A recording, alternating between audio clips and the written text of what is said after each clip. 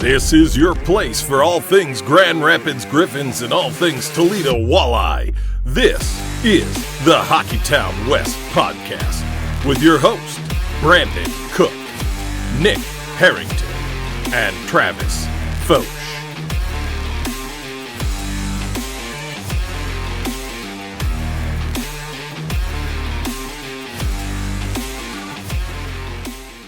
So I don't know about you guys, but I spent way too much money this weekend. Yeah, you did. You really did. I'm still judging you wholeheartedly. It's not a jersey. That's the crazy part. No, you have jerseys that were more expensive. That's very true. Only, well, one, but. Yeah, sorry, a jersey. It might be behind you. But what did you spend all your money on, Travis? So, I mean, hockey, favorite sport, golf's up there, baseball's up there. You combine all three, you get Happy Gilmore, you know, with the baseball machine. But they released that new putter, and it was like a necessity I had to have. So I went out and spent the money and got it. It'll be here this week sometime. One, I'm excited for you because that's cool. Two, I'm like, you idiot. Well, it's partially my wife's fault. She's like, just buy it. Oh, okay. Don't have to twist my arm. Yeah, if you got wife approval on the Happy Gilmore 2 putter, you're doing well. Yeah. You're doing well, bud. Congrats. Twist my arm. Yeah. Ridiculous. Well, happy for you. I can't wait to use it. At least once. And I also can't wait to see how scared you are to have it rattling around your bag. I'm ready. I can't wait to get it. I can't wait to use it. Sweet. I texted the guys like that I play on the weekends, and they were like, "Wait, what?"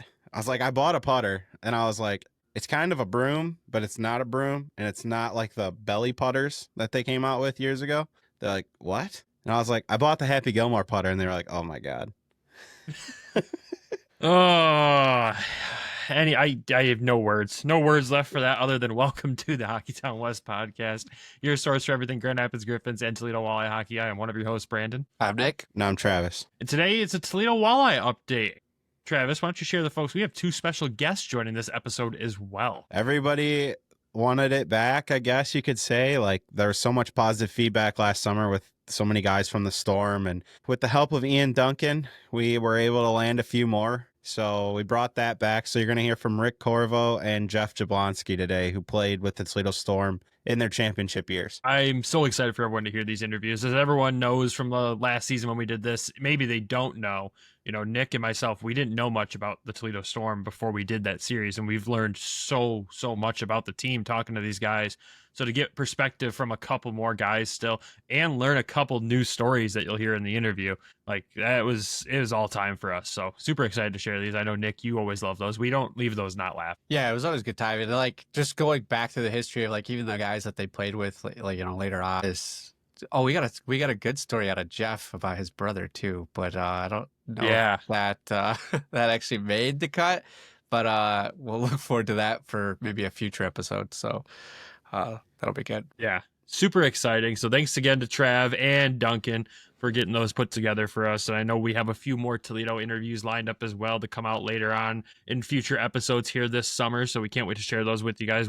Another one we're doing this week too with a current former. I don't know how you describe him, but we'll figure that out hopefully before the interview where he's at and be able to have that shared with you guys. I'm excited for that one. That's probably the one I've been looking forward to the most this offseason. So before we get into that, though, the Walleye have made some roster announcements. We're not all the way there, obviously, being in the end of July here. We still have a few weeks to go before the full roster will get announced. But Travis, why don't we start running through the people they have announced? I think the first one is the most obvious one because I think he's the first player to sign in the ECHL every year. Yeah, so they've signed 8 guys, and obviously the headliner that seemingly comes out first every year is Brandon Hawkins, and it's good to have him back. He's the diesel engine that kind of runs that team. I think if you could sign multi-year deals, he would have already signed one. The other funny wrinkle into this is when I forget who it was overseas, like put out a potential rumor that he was signing there. And if you check the replies, he was the first reply, like, yeah, not true or something. I forget what he said, but he shot that nice down. Try, so bud. That was pretty funny.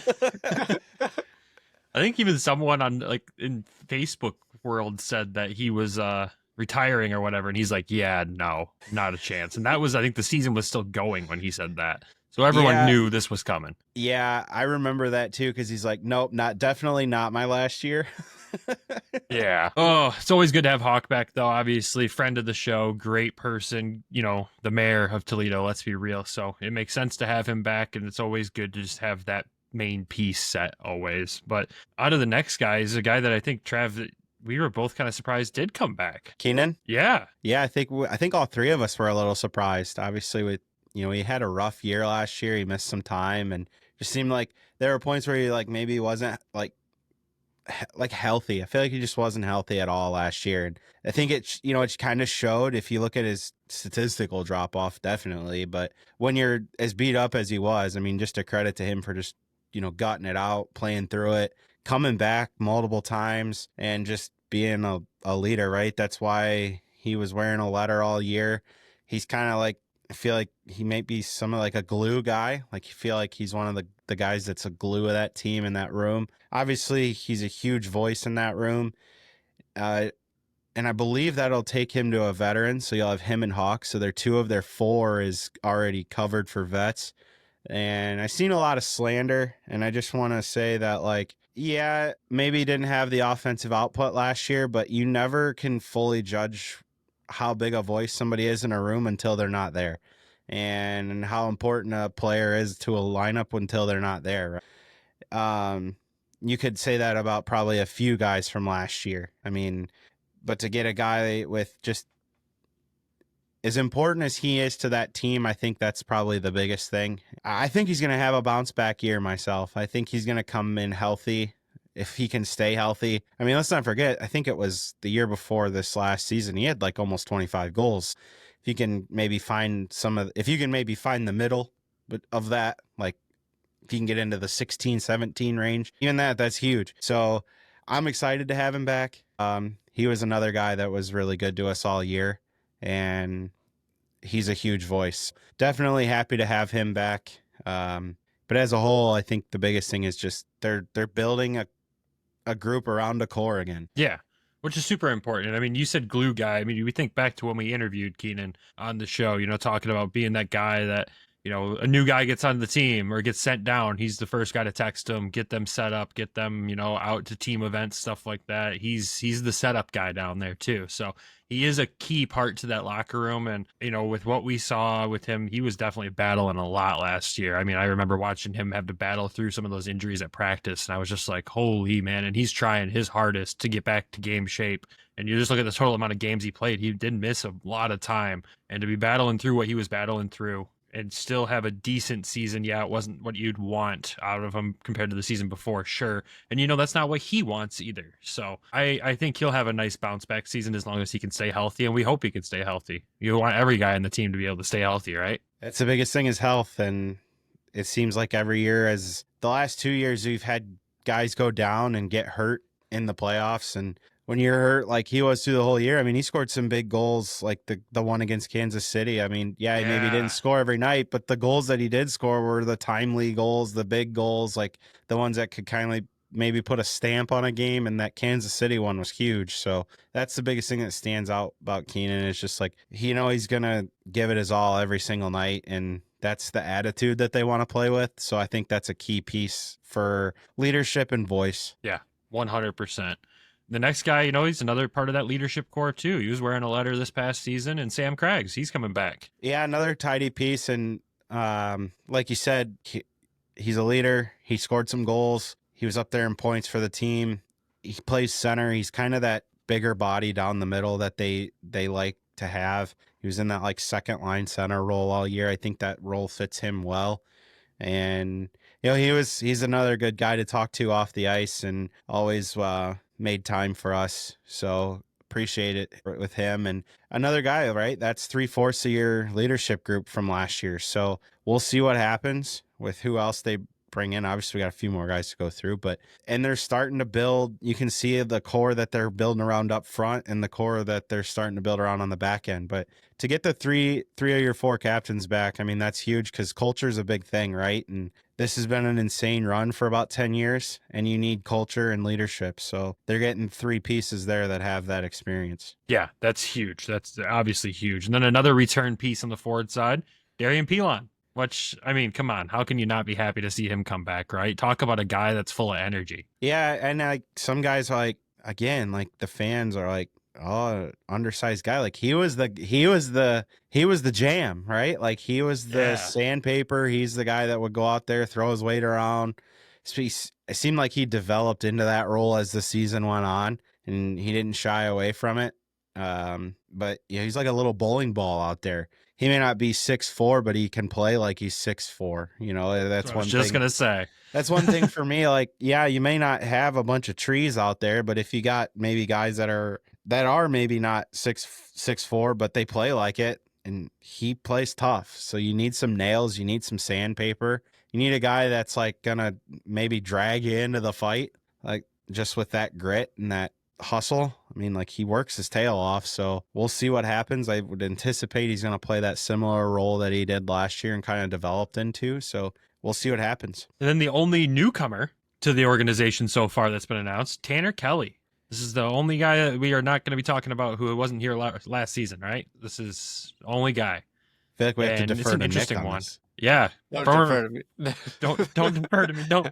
No. Well, you're like the MSU college, all that stuff. So you got the connection with MSU. So Yeah, I didn't actually reach out before today to figure out kind of like his story and what's going on with him, or like how he played the last few seasons over at Michigan State. I mean, moving forward, spoiler alert, is like I'll be watching a lot more college hockey this season. So hopefully I can have better insight on some of these guys when they do, come to Toledo or come to GR, because we are building such a big college, like both teams, both major universities in Michigan are building huge programs right now with Michigan State and Michigan. So, I mean, I think that's kind of the move forward. But for right now, yeah, I don't know much about. I didn't look into him beforehand for you, Travis. So it's all good, buddy. I got you. I didn't leave you with anything. Sorry. I got you, buddy. So you played 4 years at Michigan State, and actually before that played 2 full seasons in the USHL in Muskegon. Most of those seasons, nothing crazy in total of points. I'd say his first full season, but the second season, 47 points in 53 games. And in his college time, highest point total in a season was 18. Most games played during that time was 38. The nice stat I noticed, though, I know we don't pay attention to plus minus a ton, but only one negative season at Michigan State. Every other time being a plus 13 or plus 10 or a plus 3 1 year. But, sounds like a smart defensive forward. Doesn't put up a ton of points from his profile I looked at. Plays bigger than he is. He's 5'10", 23 years old, right shot, about 174 pounds according to his elite prospects profile right now. So an interesting piece. I've trusted Pat fully with some of these college additions he's made, and here's another one that we'll see what pans out with it, but I don't see any reason to say that it's a bad signing, because one, we just don't know until we see him play in this league, and two, Pat's kind of proven a lot of people a lot wrong with some of the college signings he's brought in, and look at the pieces that they've become on this team. Sounds like a guy we definitely need to get on the pod if he's played at Muskegon and he's played at Michigan State, and now he's still, with the Michigan connection here with Toledo. So, yeah, definitely a guy we got to circle on the roster there, Trav. Yeah, I wouldn't mind that at all. Any other thoughts you wanted to add on him there, Trav? No, I mean, just see how it translates, right? You never know what you're going to get out of a guy. I mean, you look at what like Ambrosio did at the end of last year coming from Miami. It was a weaker team in college. He's obviously, Tanner played on a much stronger team in college, but Ambrosio came in and just stepped right in and produced. Obviously, it's not easy to go straight into any professional league is a big jump. So I think that's probably the biggest thing. It's just like, it's going to take a little bit of time potentially. You never know. So, but again, like going back to like trusting what the organization's brought in the past, and guys, this is what, 6 forwards, 5 forwards. So it's like, yeah, we've long way to go here. We've only got 2. We don't even have 2 full lines yet. So like, let's not put the wagon before the horse here of like the season's over. No, definitely not. And there's other bonus too with him is there'll be some chemistry with him and Nick Andrews, obviously both coming out of MSU. So yeah, that'll I'm sure that's nice for both of them to get back to playing with each other. Moving on to the defense though, speaking of Nick Andrews playing defense, let's talk about the defensive signings they had. And the first one is obviously a big one that we're happy to see get buttoned up. I think we were shocked to see this signing come through. I thought he would get a deal in the American League. Yeah, or overseas. Like I thought somebody would throw him some money and run with you haven't mentioned him yet, but Colin Sawyer. So yeah, boy, I thought with how he played in the playoffs, I thought he would earn an AHL deal or maybe a bigger deal overseas potentially. But hey, if you can keep a talent like that around, by all means, you re-sign him. And credit to Pat for getting that work done. That's a tidy piece of work. I mean, he like blossomed, it felt like, in the playoffs. I mean, he had a really good year overall to begin with, but it seemed like in the playoffs, he was scoring clutch goal after clutch goal, having big moment after big moment. And to get a guy like that to come back, I mean, that's a huge piece to start with defensively. And I think that's a home run signing on, because I would assume you're going to potentially see him running a power play unit. I think we've seen parts of that last year, but maybe does he take that next step this year to maybe more point production like he did in the playoffs? Can that carry over into the regular season? That'll be interesting to see. But overall, another guy, just great dude. So with how he played in the playoffs, if that translates to all year, that's going to be a massive signing. Yeah, I mean, he had 11 points in 19 playoff games. It was 6 goals, 5 assists in the regular season, 33 points in 59 games, and 31 of those were assists. So if he can find that goal scoring touch in the regular season like he had in the playoffs, this is an absolute knock it out of the park signing. But even if he just delivers exactly what he delivered in the regular season last year, it's still a home run. Absolutely. On to the next defenseman here, Brandon McCallion returning, which I was kind of sad when I thought about this. He won't get to do his pregame routine with Jan Bednar this year. That makes me sad. I think that makes everybody sad. Yeah. But I'm happy to have him back. So like me with McCallion, like I look at him as like the steady Eddie guy. Like he was the guy all year. It felt like doesn't do too much, doesn't do too little. He knows his role. He does it well. He scored a couple big goals that I can remember. Later in the season, and just a great guy, but, maybe more of a defensive defenseman. If you look at, his statistics, 15 points in 72 games, but so good defensively at times. I felt like occasionally going to get you a goal or an assist there, here or there. Again, it goes back to timely scoring, but a good skater. I feel like he's that steady player that they needed on the blue line. And that's a really good returning signing, I think, to stabilize the left side of that defense. Yeah, I 100% agree. Then on to the next guy here. Who we got? Jed Pietila back with the Fish again this season. Yeah, another guy that, 12 points in 59 games. Got his feet wet this year. I think it's just like take that next step, right? Maybe see what, he could turn into. It's nice to have another guy that's familiar with the system come back. He was a steady piece for most of the season, played, just under 60 games. So he was in the lineup regularly. He got some experience, take that next step this year. Again, though, like just another guy, like everybody that they've brought back so far, it goes back to the culture, right? Like buy in, know what your role is, do the right things, your opportunity will come. And I think he's poised to take a step this year. Yeah, I would 100% agree with that. And it's good to just get the guys back with the experience, right? These guys all have experience making deep playoff runs, and you want as many guys in the room as possible that know what that grind is like. So happy to see him back. And then, Dylan Moulton coming back too. I think you and I are both pretty excited about this one. Yeah, I was stoked. I figured he would potentially come back. He'll be a rookie. This will be his first full season, right? So he's still deemed a rookie. Only played 12 games before the playoffs. And, that was a good late season find. That also helped stabilize left side. I mean, Christ, he stepped into playing a first pair role with Sawyer in the playoffs. So that's a huge piece to how important he was. And there's like a little bit of a bigger body, right? I think he's like 6'1", 6'2". You'd have to pull it up and double check me. But, it's so again, like they're formulating a core to build around. And, if you look at your left side of McCallion, Moulton, Pietila, or Moulton, McCallion, Pietila, or Pietila, it doesn't matter where they go, right? Like you just got to shut, and there's going to be more, right? Like again, there's only 4 defensemen. You need probably 6 or 7 or 7 or 8 potentially. So we'll see who comes from where. Nick, why do you look confused? You're like rolling your eyes. I'm just used to being in a GR where we have like 13 or 14. That's not like 6. That's still not enough there, buddy. No, you need to be double-digit defenseman always. Come on. Hey, if you can find a defenseman that plays forward too, like you're good on that end as well. So maybe one can play goalie. Yeah, we do need a goalie. I think that's the announcement we're all waiting for the most here, is to see what happens on the goalie side down here. But I think that'd be getting too far ahead of ourselves. And I said last episode with Grand Rapids, we spend enough time talking about goalies. We'll just wait patiently for that actual signing to come through. Yeah, I would agree. I mean, obviously you're going to probably get one from Detroit, but where's the other one come from? Is it a ECHL signing? Is it a late addition by GR that hands 2 down here? We'll see, I guess, but we'll see that when it comes, I suppose. If there was, let's say, an ECHL goalie signing, Travis, and you can think of the guys that, obviously there's not multi-year deals in the ECHL. So if there's a goalie in the league that you're like, I would like him here with a 1A, 1B situation, who would it be? Oh my God. I haven't looked around enough to even know, right? Well, any that we've even played against, any that, stick out to you, or like that would be a good fit with this team, because they don't need to be the best goalie in the league to be a good fit on this team, right? Like Cam Johnson might not be Cam Johnson in Toledo, but at the same time, like, is there a guy that you've seen come through or this team play against where you're like, that would be an interesting, nice piece to have back there? I feel like most of the ones that get scooped up are already re-signing. Like, I've seen a few guys get re-signed, and obviously I think everybody would love to have Cavalin, but that's not going to happen. That's not going to happen.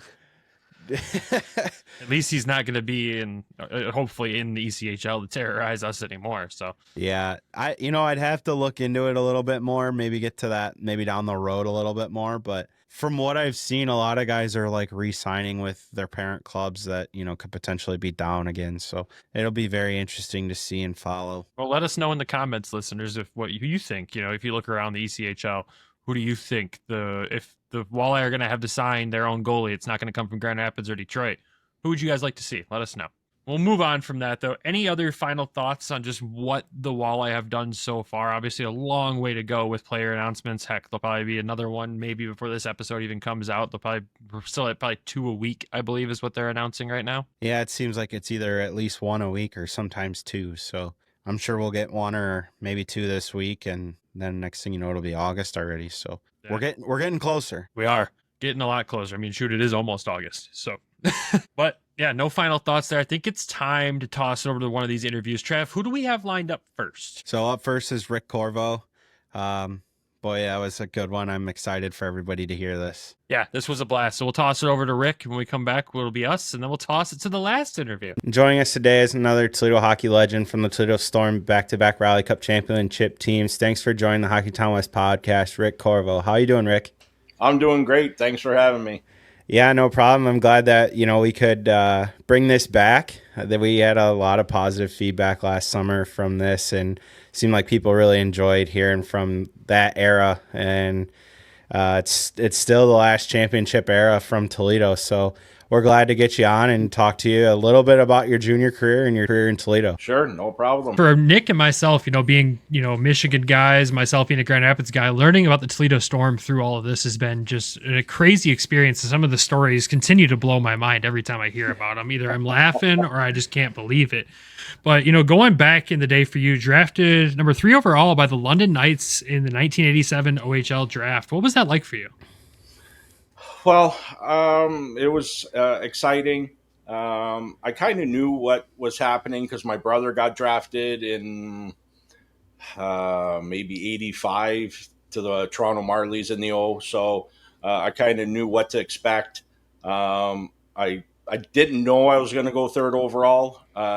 Didn't have the teams really talking to me like that. And it was when I did go 3rd overall, it was a surprise, and everyone was excited. So it was a good time, and I got ready for training camp.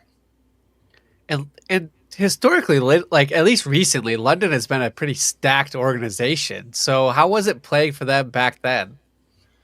It was different. We didn't play in a 10,000 seat arena. Our arena was attached to a grocery store.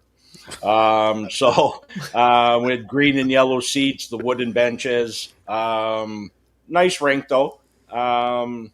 Actually, when I went to camp, Brendan Shanahan was in camp, and my first shift, kind of went after him. Stupid, but refs came in, and but I was only 16, right, playing against 20, 21-year-olds, and so it was a little intimidating at the starting, but being, third overall, you got protected. So I did fight a bit at the starting, but I didn't have to after that. Was London back then kind of what they are now? Like they're like a powerhouse. Was it like that when you were there? No, we had a good team. Not a powerhouse. We made it midway through the playoffs, but not like it is now. I had some good players I played with. Louis DeBrusque, probably the toughest guy I've ever seen. The Tim Taylor, Chris Taylor, some good hockey players there. We were mid pack. We were always tough, but not good enough. They had Windsor, right? But Peter DeBoer was playing, and Adam Graves, and guys that had careers in NHL. So Windsor was a good team back then. And then your last year of juniors, you played 4 games for London before ending up in Niagara. Was that expected for you? Kind of. Being the offensive defenseman, when you're carrying the puck, you make a mistake, fans start to boo. So it was time to part ways. I lived 20 minutes from the Falls, so it was a good trade. I came back home, lived at home. We had a good team in the Falls, and we didn't make it all the way, but we made it to I think it was the finals. We had a good team. I had, again, a lot of good players, Steve Stayhouse and Ethan Morrow, a lot of NHL players. So it was a good move for me. It had to have been made. I couldn't stay there and get booed all the time. So you wear out your welcome, I guess, as an offensive defenseman. Was their arena connected to a grocery store too? What's that? Was their arena connected to a grocery store too? Yeah. No, it was beside the Nabisco shredded wheat place. Oh, there we go. That had to be kind of nice, like a coming home your last year junior. It was. A lot of friends and family came to the games. I think we played London in the playoffs, which was pretty cool. We beat them out. So that was cool. I had a lot of friends there in London. But yeah, it was. I stayed at home, so I got my billet money, so that was all right. There you go. That, and I think it was $35 a week back then, so I don't know what it is. Do you still follow the OHL like closely these days, or not really that much? Yeah, I follow the Knights. Actually, this year, one of my records got broken in London as the most points by defenseman by Cam Dickinson. He won MVP in the Memorial. I think he was third pick to San Jose last year. So he broke my record. So I was watching that. That was pretty cool. I still hold the all-time. Everyone will laugh at me because I always say that, but all-time points by a defenseman in the OHL. So I hang my hat on that one. Wow, that's awesome. A pretty impressive record. Does it surprise you to see what the CHL and the OHL has grown to this point? Yeah, it's funny because when I came to Toledo, you get in the first year, and then you always see the college guys that are on top of the scoring race, like first 20 games. And we always busted their balls too because they only played 30 games a year. We played 75, so we knew it was a long grind. So they came out of the box quick, and they kind of went down a bit, but it's a grind out there. I think you get ready to play in the NHL by playing 70, 75 games. If you go all the way, it's like 100, right? So you're more prepared. And now, like the workouts and all the nutrition they got going there, like there was none of that when we played, right? It was like there was none.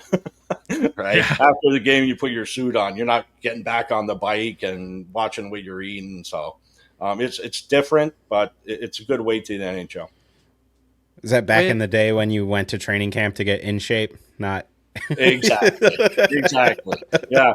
Well, the only time you really worked out, like when I was drafted by St. Louis, so you kind of get into it then, right? Because you're young. But you go there, then the guys that have been there forever, they go there to get in shape, right? Not like now. Like if you're not in shape, you're done, right? Yeah. Right. Oh yeah. Did you when Sam broke your record? Did you reach out to him at all?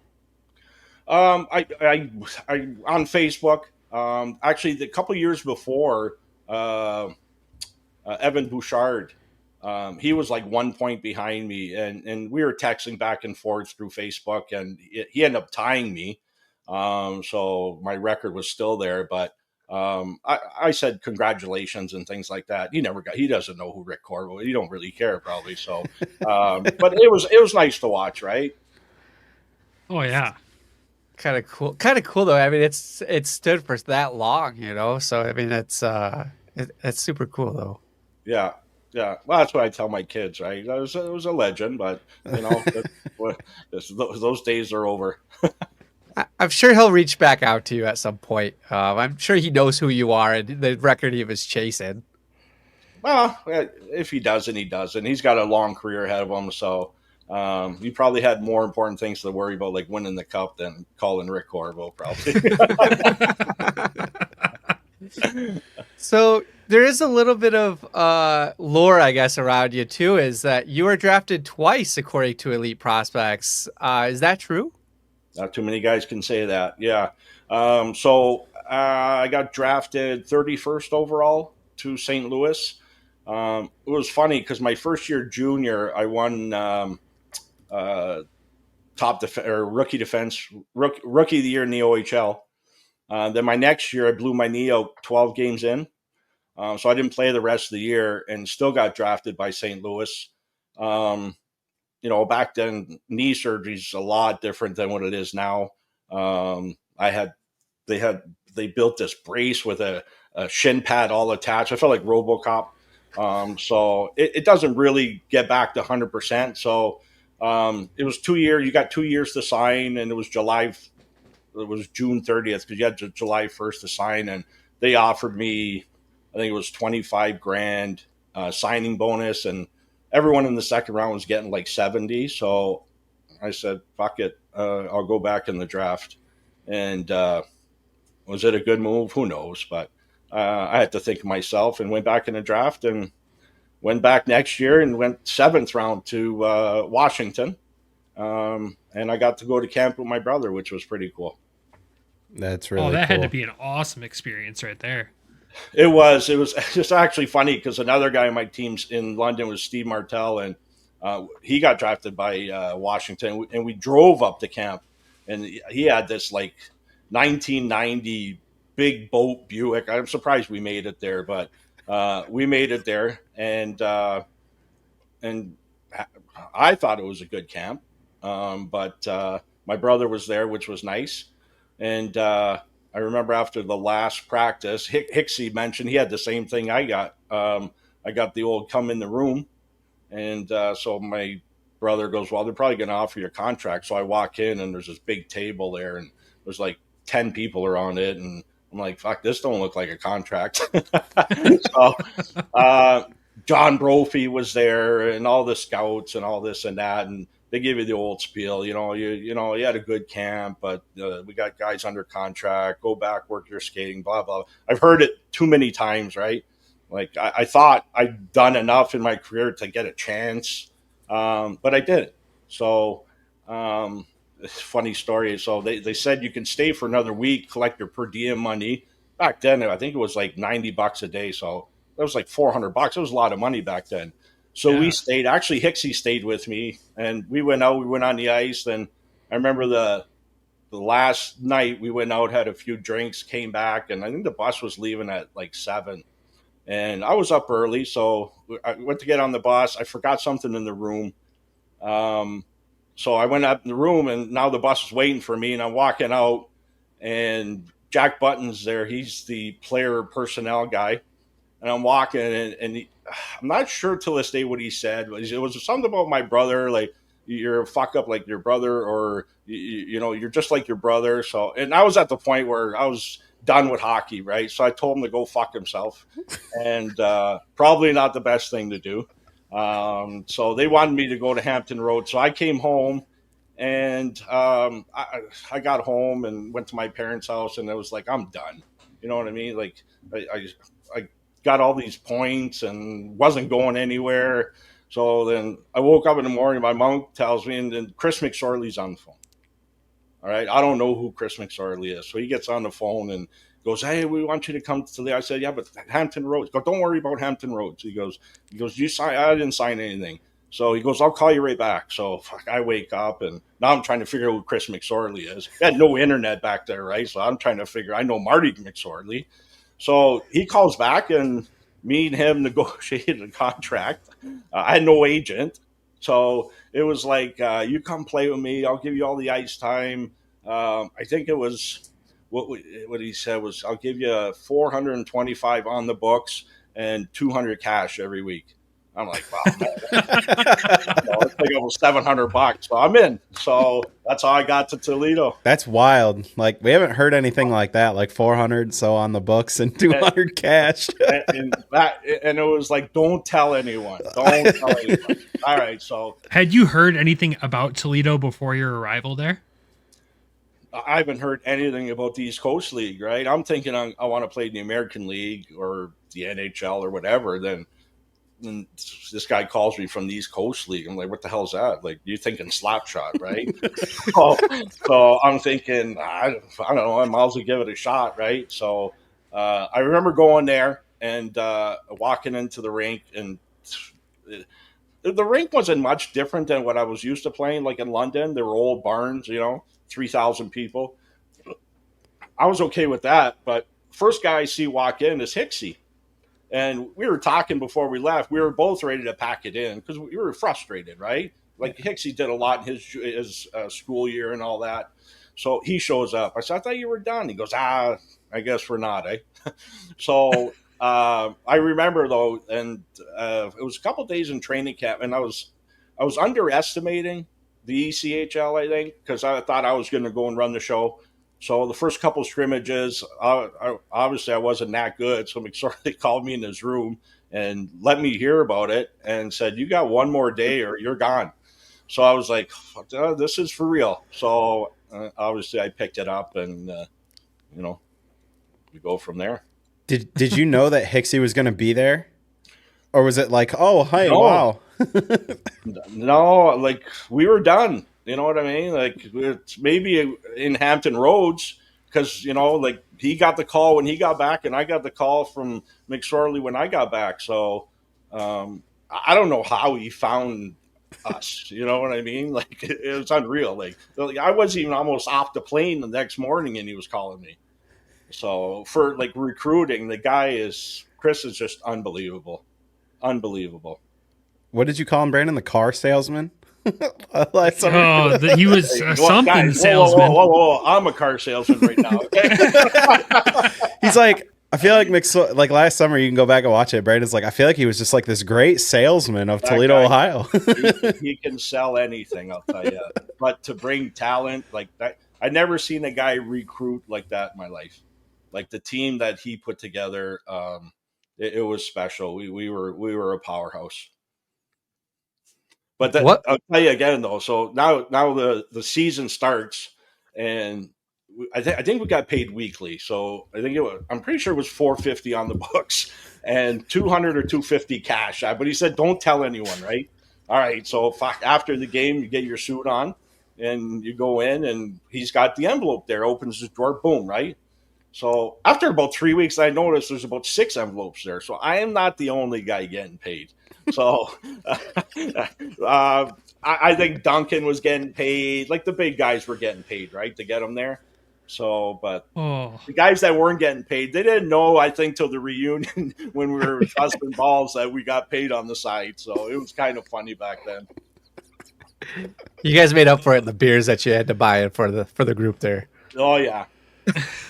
What was your first impression of McSorley, like when you first met him? Oh, man. Just like excited, like someone you want to play for, right? Like, he's a different bird. But it's, if you want to play, like, you'll play. But if you're slacking, like, you ain't playing. You'll get rid of you so quick. And you can see our roster, right? We had probably 70 guys every year on our roster, and it was unreal. Like I look back in the day, I'm like, half the guys that I never even remember, don't even know who the hell they were. So if you didn't play the way he wanted to, you were gone. And back to, like, you're a pro, right? So you can't fool around. Like, you're gone. And so I learned that quick. I learned he liked toughness. And that's the way he built his team. Like our team were, like, you had Barry Potomski, Pilipuk, Andy Suey, Hicksey, Diesel. Like, we had that. Then we had like talent like Duncan and Chief and just Juddy. You know, like I think we could have beat any American League team that first year. We were that good. Wow. Yeah, it was something special. What was your favorite memory in Toledo? Favorite with mixes? Well, I got a few. Just in general. You can name a few if you want. Favorite memory in Toledo was winning the first cup, like in Game 6, because we were down 2-0, and we came back home and won 2. We went to Wheeling, won Game 5, and I remember calling my parents and my girlfriend. I said, "Get to Toledo, we're winning this thing." So they came down. I had my family there. I didn't think it was going to be that close, but it shouldn't have been, right? We were up, I think, 6-4. Then they called that bullshit legal stick on Boother, and boom, boom, their tie game. So I didn't think it was going to go double, but I think it was even more exciting going double overtime. And for Diesel to score, come on, like, you can't ask for anything better than that. But then, then you got like everybody in the stands, they're on the ice. It was magical. I don't think there's a difference of winning ECHL or the Stanley Cup. You can't get any more happier, right? It's the same feeling. It's championship. Like, it's special. Yeah. And the next year we won it. It was like ho-hum, where we ran through everyone, right? Like, we got a little scare, I think, in the first round by Dayton. Then after that, it was 4-1, 4-0, 4. It was like, all right, let's go. Like, give us the cup. We won it on the road. But that first year was pretty cool. It's got to be the special part of, like, winning it at home. Like, obviously you want to win it, but then if you get the choice, obviously you want to win it at home. Like, that had to be like the cherry on top. Yeah, it was. They're both nice winning it, but at home was much better, right? You got the crowd. We partied. You saw Florida win this year. We were the same thing, but we weren't going to jump in the Maumee River like they were in the ocean. But we've heard the stories.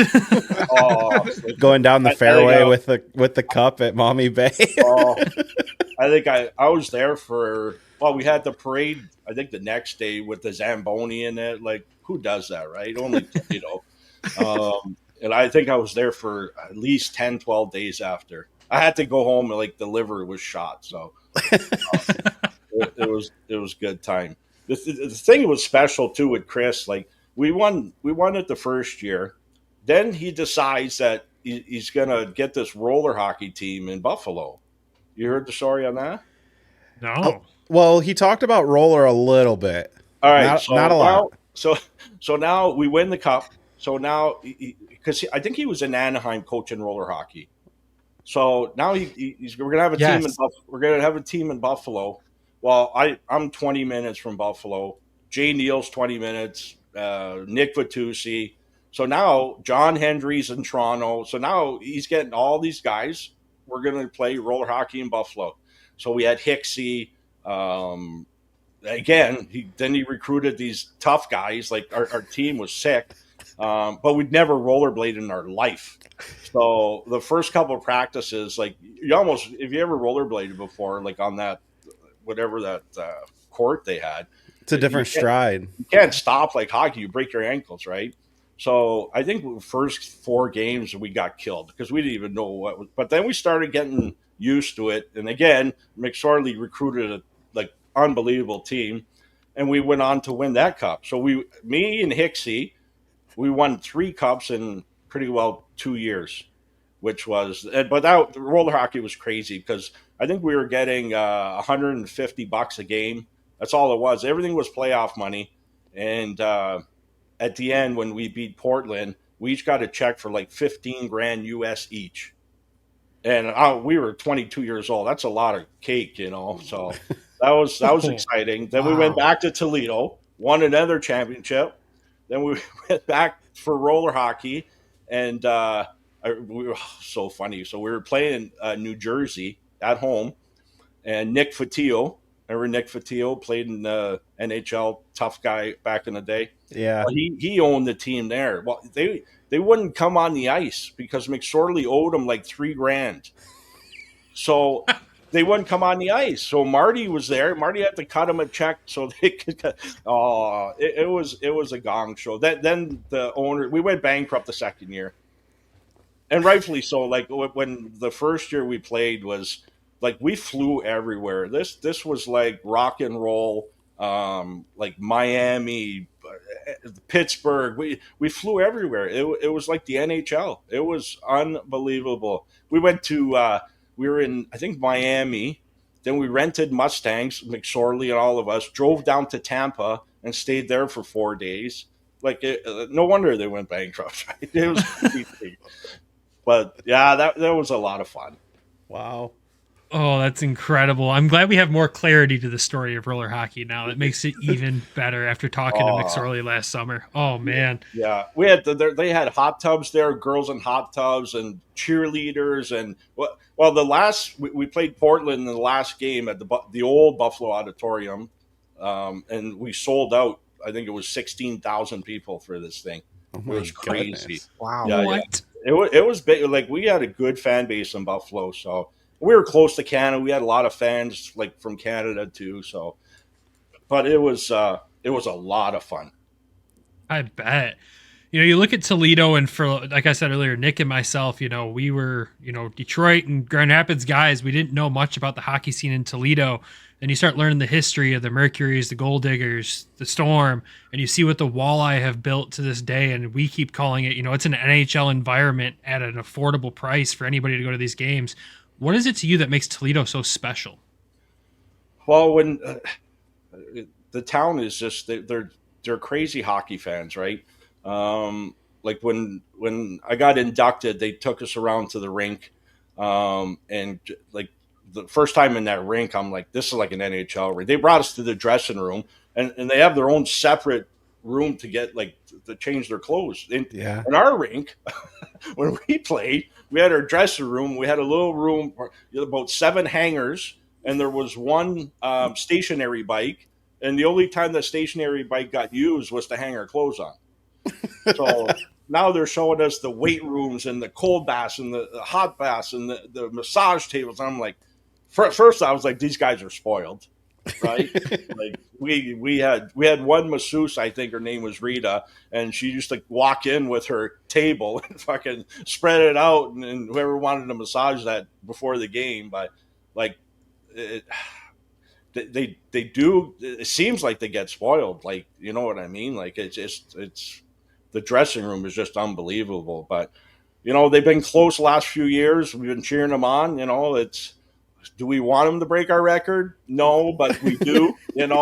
But it's going to happen. Like, they're so close, right? But we'll see. It's tough to win, boy, and to win back to back. That's really hard, and we did it, and we're proud of it. Our guys, like, when we went to that reunion, it's like we never left each other, right? So it was really good. It really does come down to the fans that just make it that special city when it comes to hockey, huh? Oh, the fans, like, when we played in our rink, like, you have to go through cigarette smoke to get, you have to walk up the stairs, and squids flying everywhere. And they had right at the end, they had the open bar and like rum and cokes, and like but they let you know if you aren't playing, right? Like they when you're winning, they like you, but when they want you to win, so they let you have it, and rightfully so. They were probably paying back then $6 a ticket. So I don't know. They have the right to get mad, but it just anything in Toledo, right? I'm sure the baseball team they get a lot of fans, and the university. So it's Hockeytown. Your thoughts more on the sports arena? I mean, it was a special place for a lot of people, and we've heard a lot of great things about it. What else can you share? Any funny memories? Any funny situations that happened? Like, I think McSorley said he got hit with a cane from somebody on the bench. Well, it was, like we had our benches, like our bench was there. Then like right behind us, they were like fold out seats, like 3 rows back. So they weren't really benches; they were just seats. And they always had the old lady behind us, with their purse, like yelling at us, and it was really dark in there. You know what I mean? Like I don't know if it was the smoke or whatever, but like the ice really brightened up because you couldn't hardly see anything. And they had the short glass, right? That makes it, if you're not awake in that rink, you're losing teeth. It's game over, right? And when they're doing the national anthem and they hit somebody, they do it now, but they took it from us.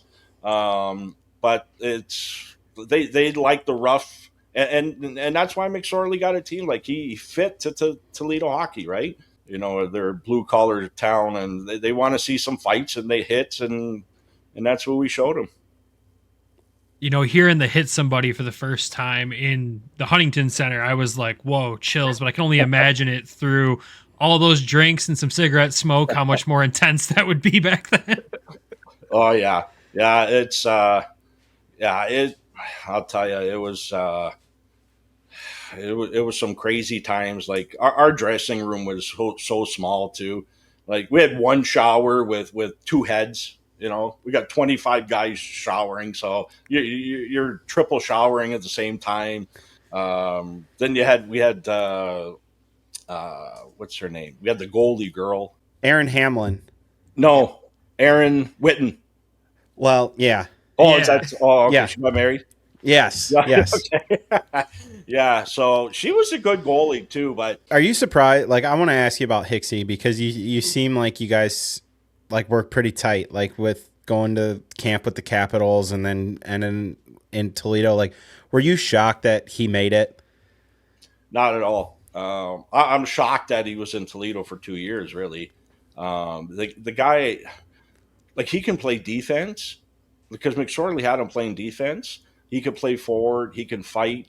He can score. He had it all. Like he was, he wasn't that big, but he'd fight anyone. That guy, and I'm not surprised at all. I was happy for him. I was good friends with Hicksy in the apartment he used to live beside with his wife and dog, and I used to go in his apartment, walk in. I'm like, "Fuck, this is a bad setup, Hicksy." he used to get so pissed off. I'm like, "Why's the couch over there? Like seriously?" Oh, so we used to banter all the time, but actually, I just every second year, my family's been going to Arizona for a little golf trip, and we hooked up with Hicksy and Jay Neal in November, and went to watch one of Hicksy's games, and it was great to see him again. He's a good guy, really good, and I'm happy for him. Yeah, they were in Oxford because that's in their conference with Miami. And I drove down last year and got to meet him in person. And, it was on a game day and he took, 45 minutes to sit down with me and a buddy and just, talk it up, and then went and watched the game at Miami. So that was, he is a really nice guy. And it just seemed like you guys had a nice little connection because you guys had known each other with the Capitals. So I just had to ask.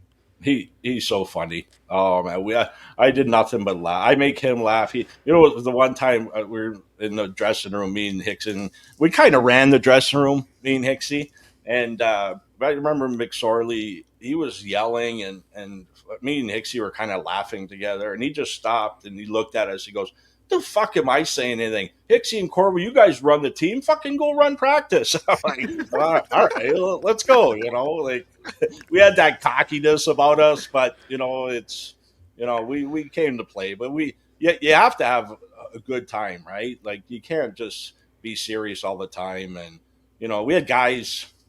I knew I wasn't going anywhere. Like I've done pretty well everything, and I didn't get called up. So, I want to win, but I want to have a good time and keep the guys loose. And a lot of guys were stressed out and fuck, I'm not making it or that.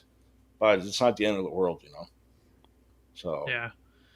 So we've heard the story of how the cup got the big gash in it, but what was your first reaction when you saw the Riley Cup with the gash from the ceiling fan in it? I was surprised that was the only thing that happened. Like, like you see the Consol Tavern, right? It's not big, right? So I'm surprised it was still in like one piece. And we didn't care, right? That cup could have been destroyed in 17 pieces. We didn't give a shit. So it was kind of cool, right? I think it's in the Hall of Fame now, isn't it? Yeah, it's still here. Like they had to replace it. Yeah. So it was. Hey, we had a blast, man. The thing is with that, especially that first year, we had after every Friday night we'd go out, and it wasn't just like a clique of 2 guys and 3 guys. It was 20 guys that met at Arnie's and drank for free because Barry Soskin covered the tab, and till 2 in the morning, and fucking back then drive home. You know, you don't want to do that now, but back then that was crazy. I remember the one time Barry came up to me, goes, "I can't make it, but here's the credit card." Wow, bad guy to give the credit card to. So we went buying shots for everyone. I can't remember how much it was, but Barry was part of the team so much. Like he'd party with us, and actually before every home game, him and a whole bunch of guys were skating before our game. Like he loved it, right? And he treated us like gold. Like we didn't have to pay for anything. You know, we had half price at Rick's Cafe there, where guys end up marrying the girls there, right? Nikki and Boother. So we got treated like gold, and you know, we showed up on the ice. Best memory that you had while winning the cup? Oh man, from what you can remember. Yeah, it is kind of a blur because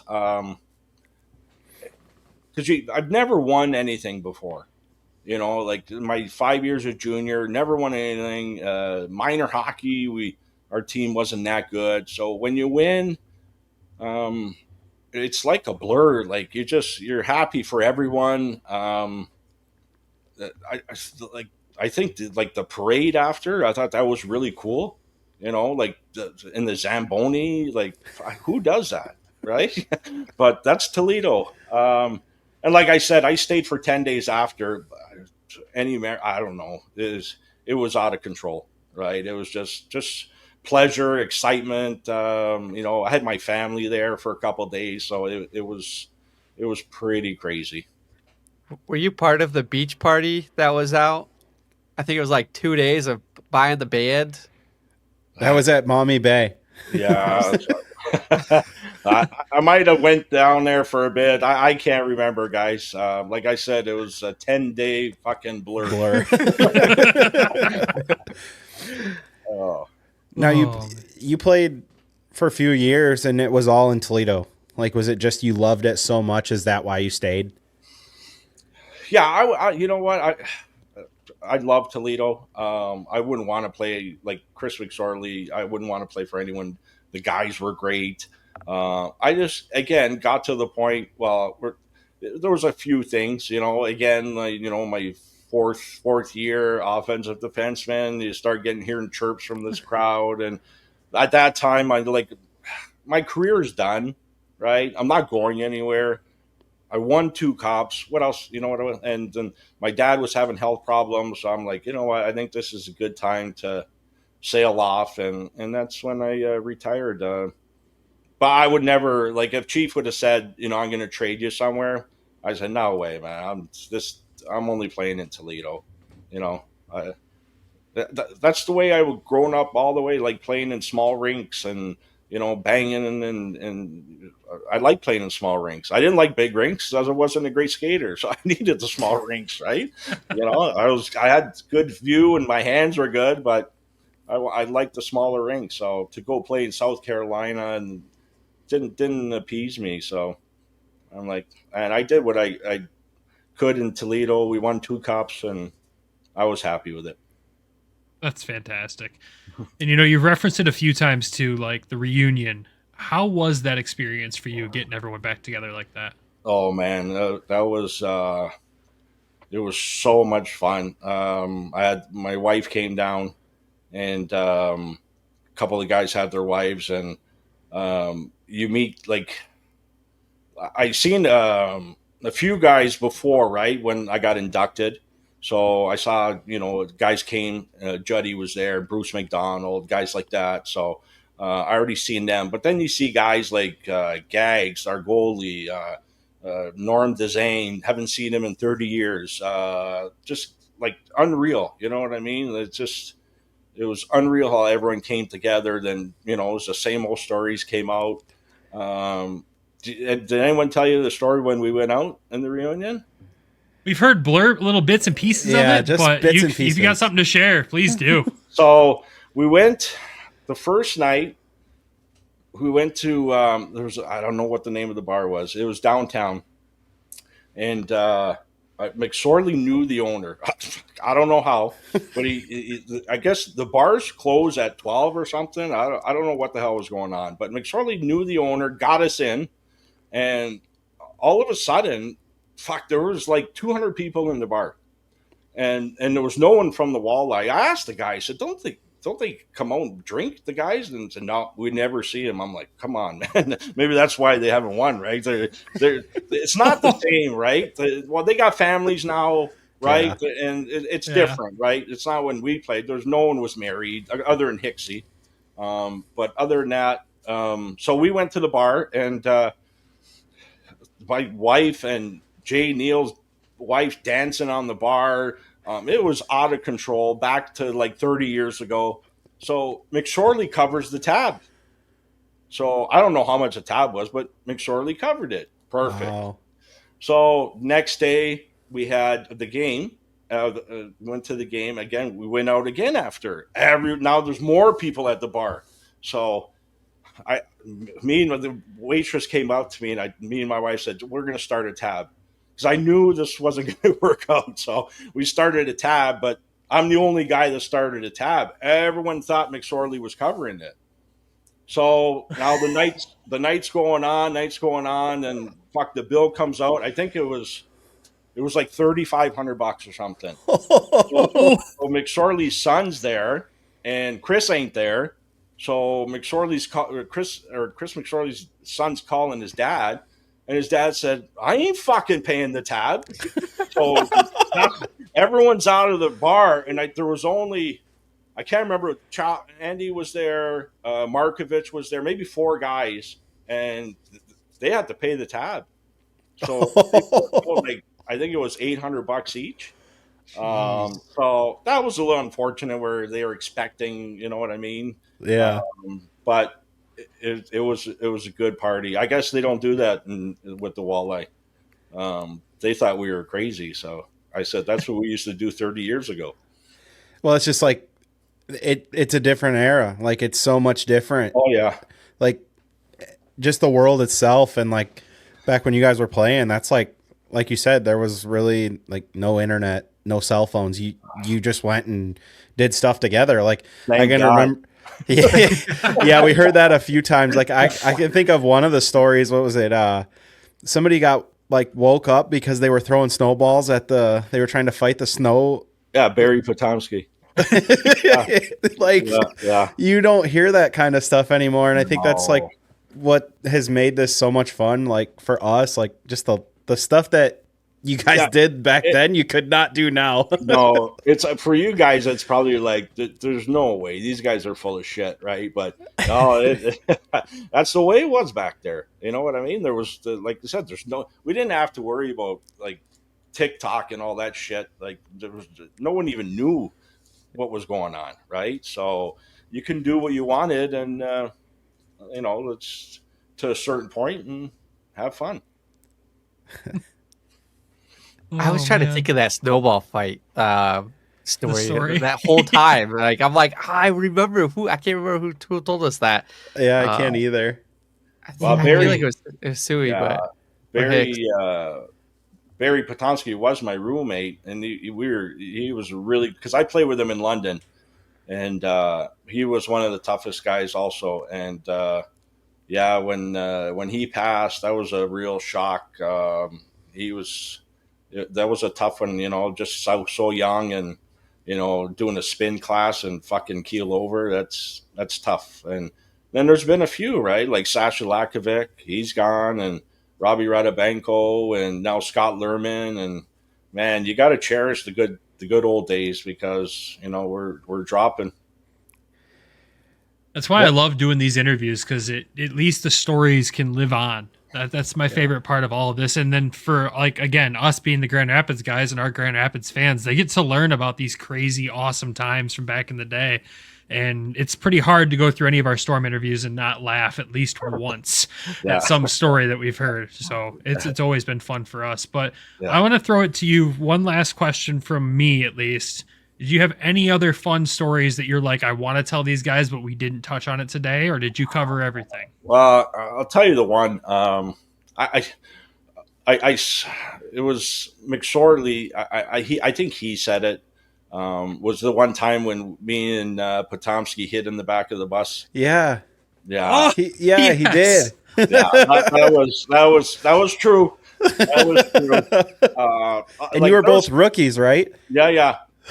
There was a couple times where, like, we came in like at 1 a.m. We had curfew, and he'd be coming in somewhere, and we'd run into each other, and all he'd say was, "You better fucking play your guiltiest game tomorrow," and we did. But the one road trip, I think it was to Birmingham, and we had it was an ice storm. We were stuck on there. I don't know if anyone told that one. We were stuck on the bus for, I think, 13 hours. So guys are starting to get irritated and like playing cards, and guys are like almost punches thrown. And Sasha Lakovic gets out of the bus, goes under, grabs his equipment, and puts his skates on and starts skating down the highway. And cars are trying to get across the median, right? So he's got his skates on, pushing cars, helping them across the median. My God. Yeah, that was a pretty good one. But we were stuck there for 13 hours. Holy cow. Yeah, that's a new one. We ran out of beer. Back then, we had beer on the bus. You know what I mean? Like, yeah. When you run out of beer and things like that, then it gets we had some good road trips. Then I think it was the second year we got the rock and roll bus. Then we were in style. So the rock and roll bus, when you walk in, you got like the couch on this side, then the card table. Then I think you had 6 sleepers in the middle. Then we called the cool room, and you had to get like nominated to get in the cool room. So it was started by like me, Juddy, Scotty Lerman, Hicksy. We were like the presidents. So not anyone could get into the cool room. You had to work your way in it. We had our TV, movies. So that was we always laugh about having the cool room. I want to know the story of you hiding on the bus from your perspective, because we heard McSorley's side. I'd love to know your side. That's pretty well what it was.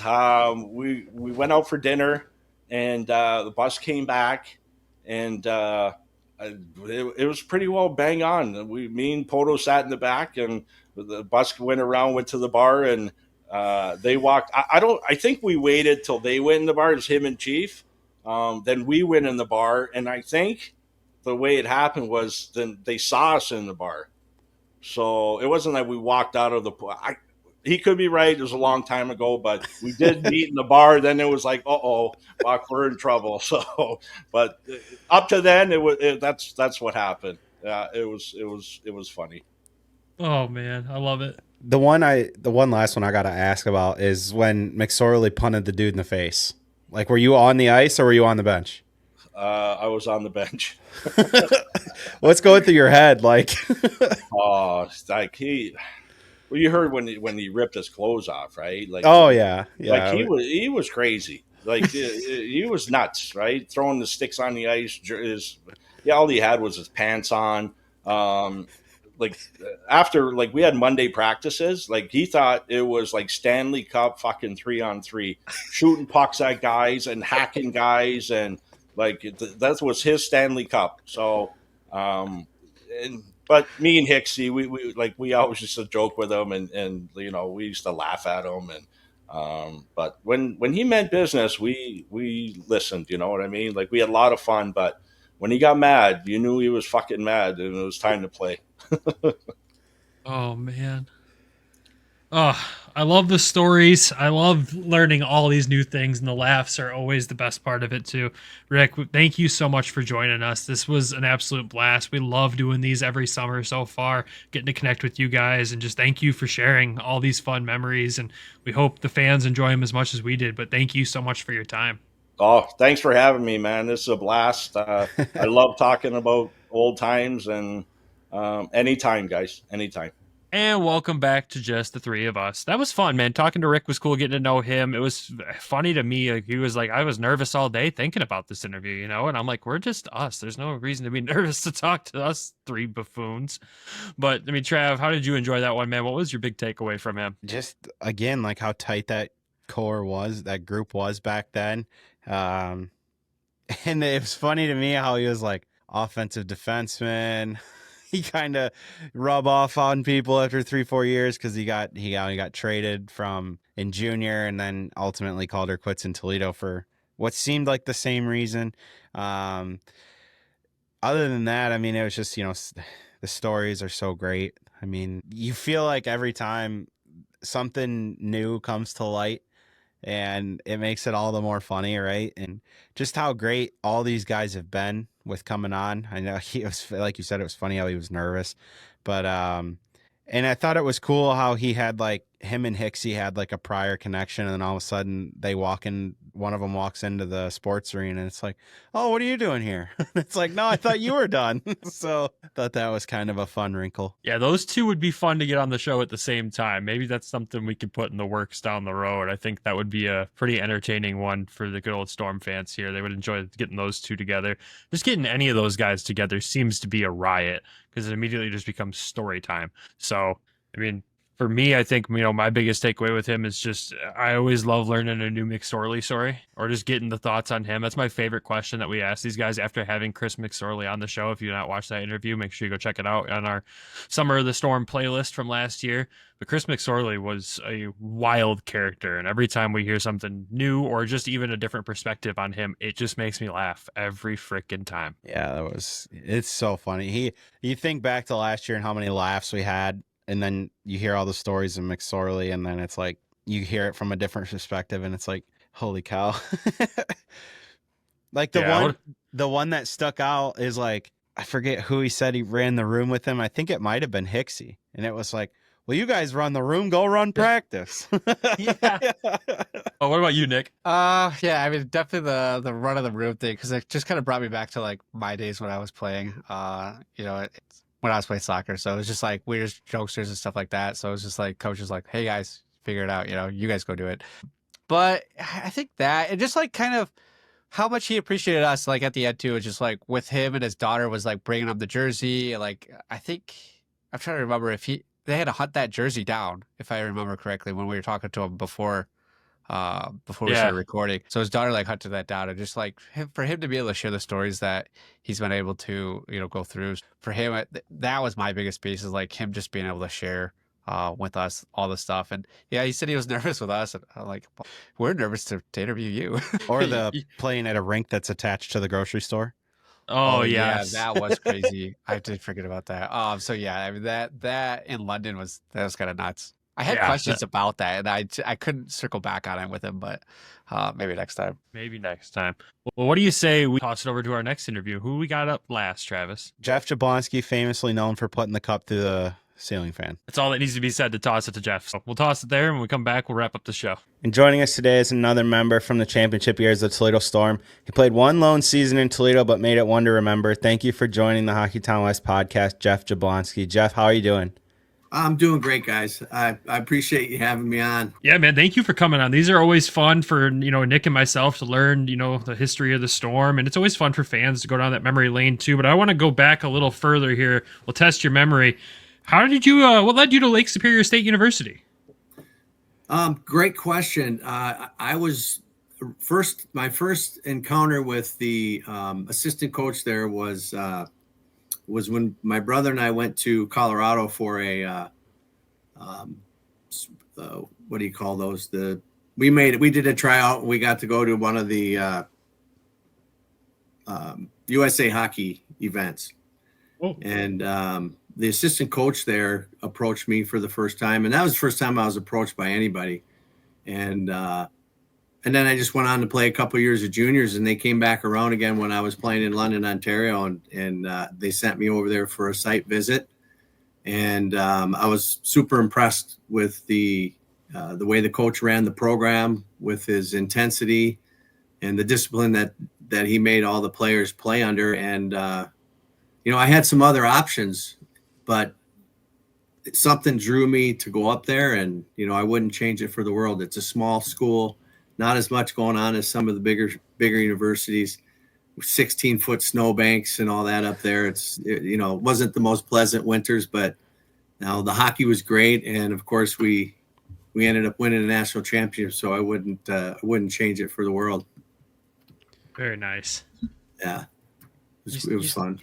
You said you had other options. What were the other options?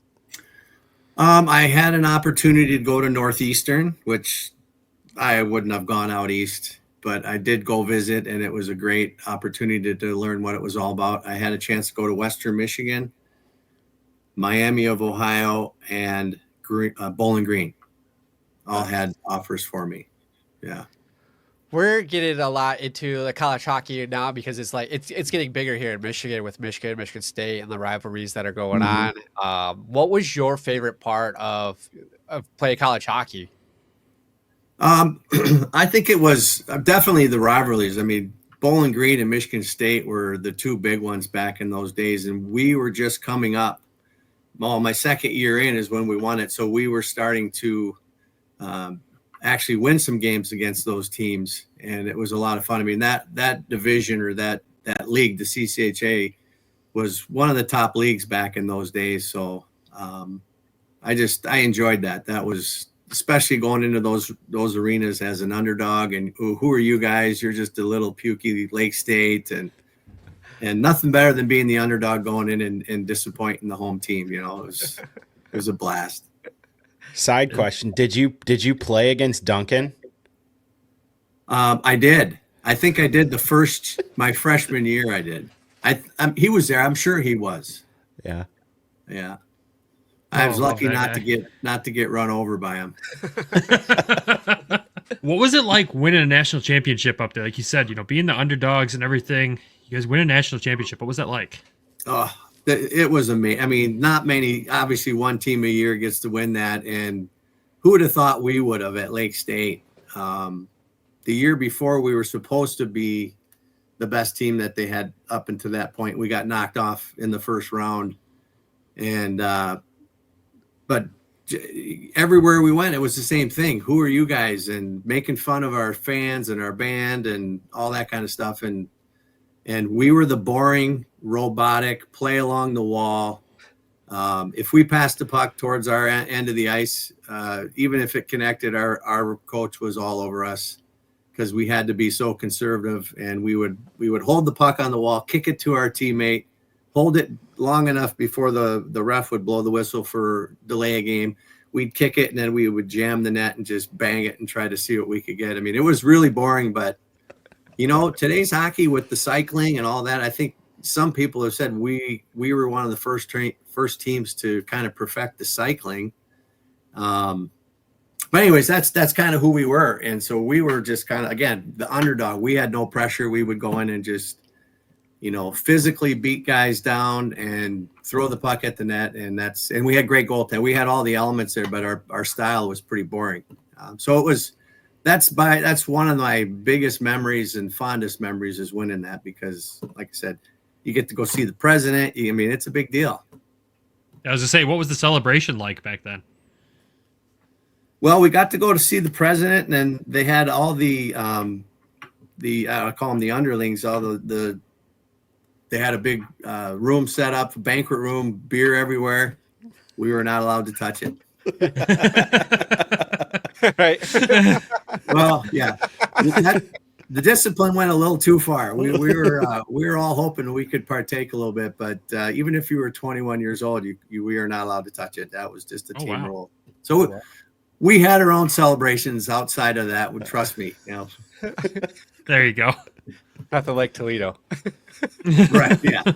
No Consult Tavern. I mean, we had our own versions, but we had to keep it kind of down low. There you go. Your last year in college, you played with Doug Waite. What was it like playing with him?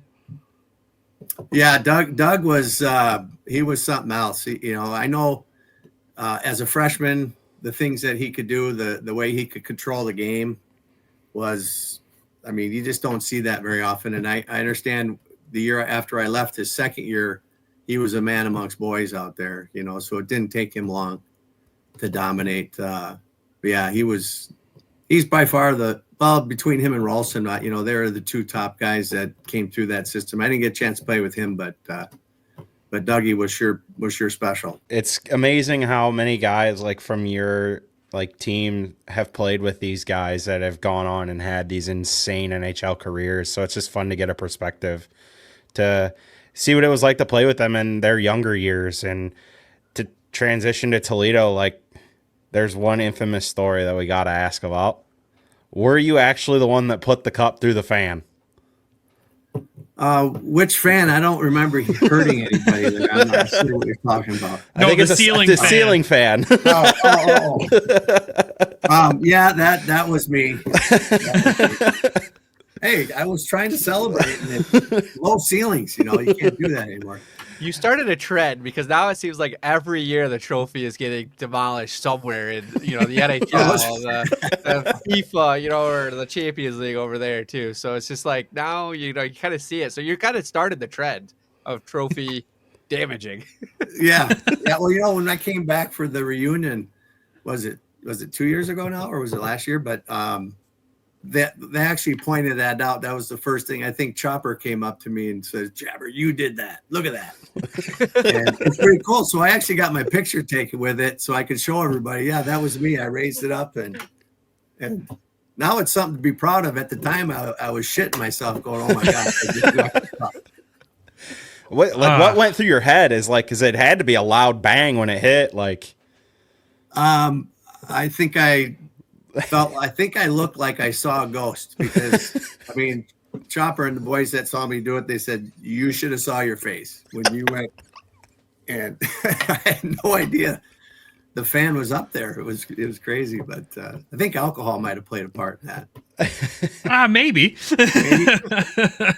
Somebody in the rink, I had it and somebody screamed something. So of course, what do? You gotta raise it. Oh, heck yeah. Did you have any early memories of the good old sports arena with your dad playing there? I put out something years ago. If anybody had any videotape, I know that it's hard to come by with that era, but I was young enough where I don't remember watching them play. We'd go down underneath and we'd smash the paper cups, the beer cups, and we'd kick around and we'd play foot hockey, if you will. I don't know if you remember in the corners, they had a cutout on both sides of the hallway, and that was our nets. And we'd sit there and kick the cup around. And my mom was up in the stands watching the game, and me and my brothers would be down running around, screwing around. So unfortunately, I don't recall watching my dad play at all. And I really, really wish I could, because I've heard so many great things about him. And obviously his murals on the wall, and he's famous, and he's got great stats. I just wish I could have remembered seeing him play. You talk to Dan Savig, and nobody skated like my dad. And I wish I did. I wish, if you guys come across anything, please share it. Oh, we will. Yeah, for sure. 100%. Did you, coming back to 92, 93, did you see anything different when you returned? I noticed how small the ice was, and I mean, I think the wooden chairs were still down on the front rows. I believe they could have easily went over the glass, but no, I really don't. I like I said, the only thing I really remember is 10-cent beer night, and we were always running around. There was drunks everywhere, but for some reason we were always safe in there, believe it or not. But And by the time I got there, it was all different colors. Back in those days, it was green and yellow, or maybe I don't even remember what it was when it was the Hornets and Blades. Was it yellow? The yellow seats? I think it was yellow. Yeah, It's so. Funny. I've seen pictures of them. Well, it's funny because I have a couple of them in my garage, and like they're as if they were just taken out, and you can see like the green underneath the red. You could tell they just painted right over top. Oh, yeah, of course. Yeah. And I do remember going into the locker room where my dad was a few times because it always smelled like Ben Gay, and I was it's just what the locker room smelled like back then. And I do remember some of that walking around, at times, but never on the ice, unfortunately. What made that building so unique? The sports arena, like what made it so unique in its own way? Oh, the fans, they're right on top of you. The passion that they have for the game. The ice surface is a real big one. I mean, when you play there and you practice there, you don't notice a difference. And then until you go to another rink where it's a regular size rink and you're like, man, there's all kinds of room out here. This is awesome. But when you play against the Storm and you come into that rink and you've got Beasley, Potomsky, Chopper, and you got all these big guys and you got to play, it's tough because you're not used to how quick things happen because the rink is so small. Those are the two biggest things. I mean, even when after I played here and I came in to play against the Storm, I mean, walking through where you got to walk down and through the crowd to get to your piece of shit locker room with tile floor. People are like, you're a bum, Jablonski, practically throwing beer and stuff on you. I mean, all of that stuff, you just don't see that anywhere. That's what kind of made Toledo unique. Great for the home team. Oh yeah. We've heard so many stories about, especially the returns. If guys came back, it was like they never played here. You're the enemy now. Until you're off the ice, then fans are like, "Oh yeah, how you doing?" Oh yeah, please sign this. Yeah. Yeah, exactly. What led you to the Toledo Storm? How did you end up playing in Toledo? Well, trying to think here. So I had played. So 92-93. I think I had played. I was going to the Islander camp. And the first year I stayed there in the American League. The second year I played in Nashville. And then I think the third year, I think I ran into Chris McSorley somewhere or something happened. He gave me a call and I said, sure, I'll come here. So as soon as I got sent down, I had my choice of where I wanted to go. And so I ended up there. And it worked out. Was it exciting? Like you're coming home in a way, like you were from here and you get to come home. Yeah, I was looking for it. Normally, I didn't go to Bowling Green because it was too close to home. I just wanted to get away, but this time it was different. I wanted to play here. In fact, the year before I got there, I got traded from Nashville to Toledo, but the commissioner didn't allow it. I mean, I was coming to Toledo and I think 3 or 4 guys were going to Nashville, but I think it was right before the playoffs. And for some reason, the commissioner nixed it. And I don't know if it was because maybe some of the players weren't going to show up. I don't know if it was because it was right before playoffs, but I mean, that's normally how you do it. There was still within the trade deadline, if there was such a thing in the East Coast League, I don't know, but I was supposed to go there. It didn't work out. And I think that's kind of what started the whole process of maybe next year I'll go there. And that's what I did. Interesting. What was your first impression of McSorley and what was it like being coached by that guy?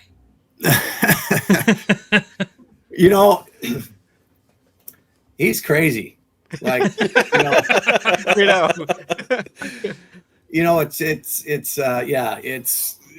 was an interesting cat. I mean, he knew what he was doing. He ran good practices, but sometimes you just, he'd be yelling and doing stuff and you turn around and you start laughing and you just kind of get through it. But the more you play for him, the more you're like, wow, this guy, I mean, it translates into he wants to win, right? Because he does whatever it takes to win. But yeah, he was a fun guy to play for, but he was also, pretty interesting as well. We've had him on the show. Do you have any like funny stories that have happened like at practice, or I think somebody had said that like they shot a puck at him or something? Yeah, that was Derek Booth. You shot a puck at Boother? Oh gosh, I'd have to think hard now about that one. I was, like I said, I was trying to think about this. I was there for a year and then I was gone. So I didn't get a chance like Juddy and some of these guys to build a couple of years worth and really kind of settle in. It's kind of like in hockey. You're here 1 year, you forget about last year, and then you move on to the next. And of course, we end up facing them in the cup finals and end up losing. But that year, actually, I only went back for the playoffs. I sat out the whole year. I quit after that year. I retired. And towards the end of the season, I kind of got the itch. I got a phone call and I went to Raleigh, and that's kind of how that worked out. Yeah. I saw you only played like 20 games. So I was kind of wondering like what had happened there. Yeah. I just, at that point I had my contract ended and I'm like, well, this didn't work out like I thought. And I don't know. I guess I just thought I'm done. I don't really feel like playing anymore. And it turned out went back that year. Then I quit again. And then I went back and played another 5 years or something like that. It was crazy. Just couldn't get it out of my system, I guess.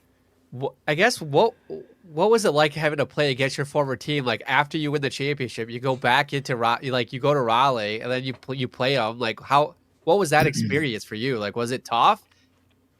At first, the first couple games, it's, hey, Hicksy, hey, Jose and Chopper, whatever, how you doing, Juddy? It's all good stuff. And then I can't remember what game it was. I can still remember I get the puck at center ice and here comes Chopper. And like he was waiting for me to get the puck and he just blew me up, knocked me on my ass. And it was afterwards where it was all good, right? But it was, you just hope. Then one time I was going one direction behind the net and Deasley was coming the other. And I'm like, oh, I'm not going to win this one. Get ready for impact. Yeah.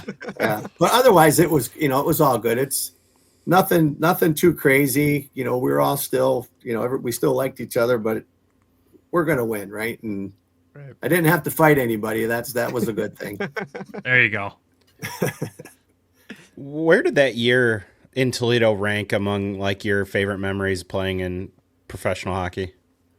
Oh yeah, it's right up there. I mean, to win the cup, there's nothing better. I don't care what team or what league you're in. And I always tell, kids that I'm coaching when they don't make the A team and they play B or whatever it is, as soon as the season starts and you're playing and you've got that family that you're playing for and with, winning a championship, eclipses everything. And winning the national championship, winning in Toledo, especially in a building where my dad played and won some cups, that was really special part for me as well. But that was, that's probably the best professional season in memory. And then when I was over in England, we had some pretty successful teams, and that would rank up there as well. Did you get a championship ring? I did, but I don't have one now. Somebody stole it. I had it in my apartment in Roanoke. It's all I remember when I was playing down there. And I don't know if somebody came in that was servicing the place or not, or what happened, but I lost it, and it's been, it's been more than 25 years since I lost it, because I've been living here for that long. So I really hope. I've been meaning to ask somebody in Toledo if the same jeweler happens to be still open, or if there's a place where I could get one made just like it, because that's the one ring that I don't have anymore, and it really bums me out, especially when I went back to the reunion. Yeah. Oh yeah. We might have to ask some questions for you. Yeah. So if you have Jeff's ring, if you're listening out there, yeah, please mail it to. I should have went to a pawn shop in Roanoke to see if somebody dumped it off, but unfortunately, I don't have it. Like I said, I'm pretty bummed out about that. Oh, that sucks. That's It terrible. does, big time. It's got my name on it. It's got my number on it. I mean, so if it's out there, it's not too hard to figure out who it belongs to. But So you brought up, playing in the building that your dad won some championships, and you mentioned that was special, but like, can you elaborate on that anymore? Just like how special that moment was for you to be able to do the same thing in that building? yeah, I remember when I won it, when we won it, and I was down at that end by the Zamboni where he would always stand back there, and I just remember trying to get over there, give him a hug, and it just was. That's what I was thinking. Like, I just won this in the same building my dad did, and like I said earlier, with all the things that he's accomplished, he's got that mural up there. I mean, that whole thing just kind of ties in with it because of what he was able to do, and everybody in Toledo. I mean, he couldn't go anywhere without somebody talking, "Hey, Jabo, how you doing, buddy? You were the greatest. I love watching you skate," and just to play in front of all those same people, and it was really special. It becomes more special the older I get, but even back then, that was the one thing I was thinking, and all my friends were there, and being in my hometown and stuff like that. So that was pretty special. That's awesome. I love that. Thank you for sharing it. Yeah. Did he give you a hard time when you damaged the trophy too, or? Probably. I'm sure he did. I'm sure those guys did too. I don't think my dad did. I mean, he was always the Papa Bear, keeping people out of trouble kind of stuff. But I'm sure it was damaged in the past too. But no, he's probably just happy we won. He didn't care. We're all famous for something, right? That's right. There you go. Like, when you turned pro, did you ever have any idea of like coming to Toledo and trying to win a championship here? Is it just something that kind of happened gracefully? No, it's something. No, when I first turned pro, I was thinking I was going to make the NHL, like all the guys that play the game, right? You think you're going to go there, and when it doesn't, like I said, I didn't make the A team. I went down to the minors, and you just adjust and you play. And by the time I got to Toledo, I kind of already known.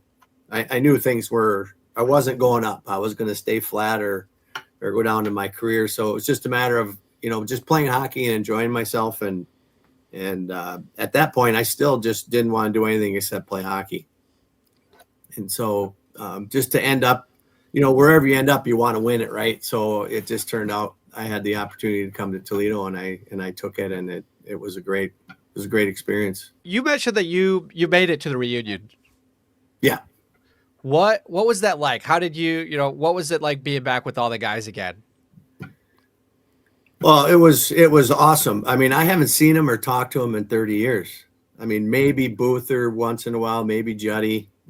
The text string that we're on didn't start until that reunion came around. So I really haven't been in contact. So I was a little nervous. I mean, I have to admit, you think, you're not going to be well received for whatever reason. You just don't know. But when we got back together, it was just like old times. It's crazy.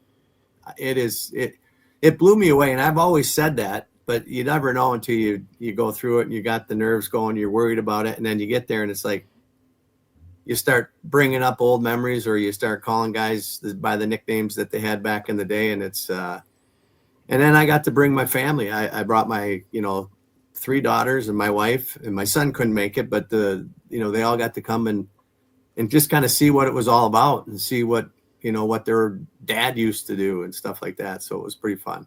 One thing I want your opinion on, and a couple of the guys have touched on it. Like, when you guys came to the Huntington Center and you were walking through that place, you're like, you had to think to yourself, like, man, where was this when we played? Oh my gosh. It's amazing. Though I can't believe what those players get to experience with. It's first class all the way. I mean, it's a different level, right? We had some good things going on, but nothing like this. It's kind of like my dad's era versus our era. The equipment we have, everything. It's like the pay, what people make to play hockey these days. It's all different. But Toledo, you have to think you're in the NHL when you're playing there. just because you've got all the amenities. You have the trainers, the masseuses, and all of that. Beautiful facility. Every game's on TV. I'm sure the bus trips, do they fly anywhere? Oh, sometimes, yeah. Yeah, they've flown before. Yeah, I mean, if I were to, go back and play hockey, if I could go back again, my first thought would be, I want to go somewhere warm. I want to go into Florida or someplace like that, South Carolina. But I bet you now people are like, I'm going to Toledo because this place rocks. Do you make it back to games a lot? No, I don't. When my dad was still alive, I didn't make it back as much as I should have or could have. And I really wish I would have gotten back more often. But no, I mean, it's a 7-hour drive, 8-hour drive to, from Wisconsin down there. So it's not like you can just pick up and go. And yeah, just doing the 3-hour drive for us is rough. Like, yeah, I mean, it's a long way, especially when you got to go through Chicago. And then if I want to bring my family, it makes it for a long trip. So unfortunately, I would like to. There was a couple of years in the playoffs, I was trying to get back and I was working on it, watching to see if they were going to win on the road and come back and get some more games. Because if it's during the week, I couldn't do it, but on a weekend. And a couple of the years it didn't work out and they got knocked out. But yeah, I wish I would have. I'd like to come back. I love coming back there now. I mean, it's come watch a game. It's pretty cool.